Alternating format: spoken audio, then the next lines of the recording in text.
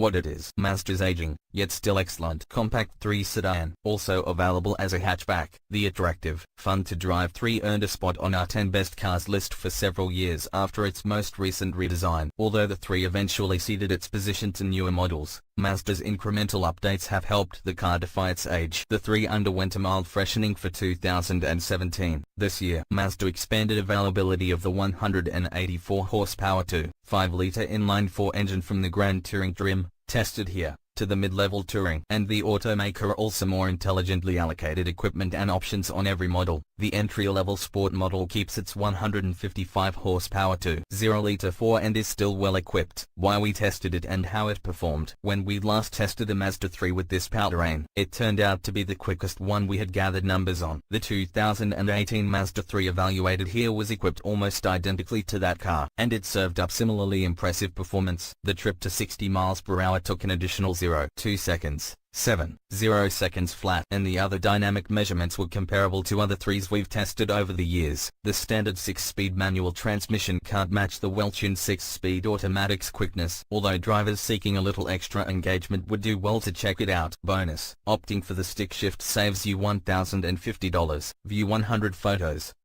What we like. We're fans of the 3's aspirational quality. The idea that it's trying to elevate the notion of the compact car. Every Mazda 3, no matter which engine it has, delivers driving satisfaction unmatched by any regular grade competitor. Hopped-up versions of the Volkswagen Golf and the Honda Civic, the GTI and the Civic Si, are similarly fun and quicker, in spite of the suspension's tight control over body motions and lean-in corners. The 3 is everyday comfortable. Glance at the interior and you'd think the Mazda costs thousands more than it actually does. So thoughtful and expensive look.